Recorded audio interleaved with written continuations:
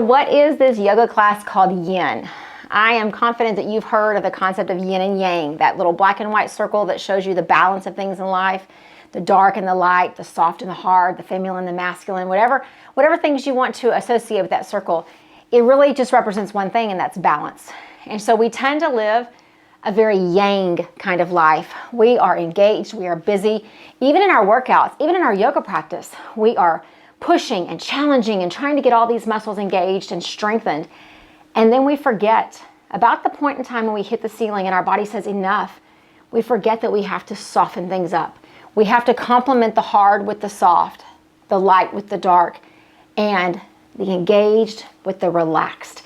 And so what Yin does is we are actually on the mats pretty much for the entire class. It's not a standing class, it's no cardio, but it is some of the deepest stretching that you have ever done, probably in your life.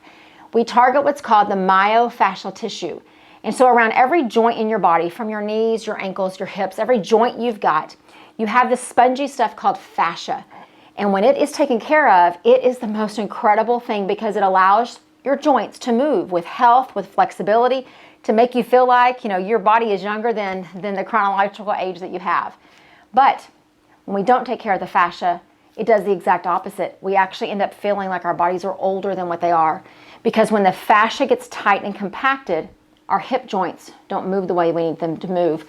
Our necks, our shoulders, everything gets tight. We end up with tension headaches. We end up with abdominal issues. We end up with all low back problems. And a lot of that is attributed to the fact that we have not taken care of our fascia.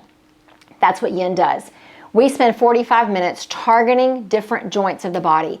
We hold the poses for about 4 minutes. And again, it takes place on the mat. So it's not a balancing, it's not a standing, it's not a cardio class.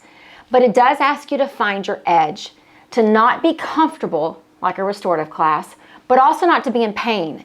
And that's going to be different from person to person. You've got to find your edge. You breathe into it. You turn loose. You start to find the deep stretch, and then you stay there.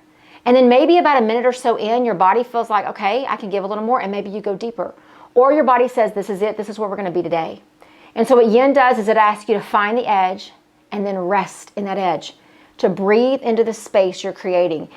And it actually is physical space in those joints, but the coolest thing is it's emotional and it's spiritual space inside of your heart and inside of your spirit, because it allows us to be quiet and calm and still. When you take a Yin class with me, the only thing that I ask that you bring are either 2 blankets or 2 bath towels. Either one's going to work fine. The full-size bath towels work great because we use these to make the Yin poses more accessible. We use them to bring the ground a little closer.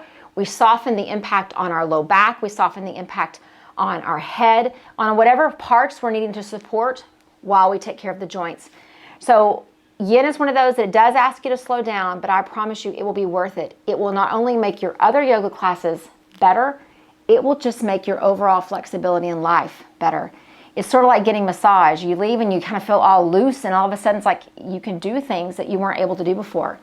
That's what Yin provides for you. I look forward to seeing you on the mat to slow it down and to try a little Yin.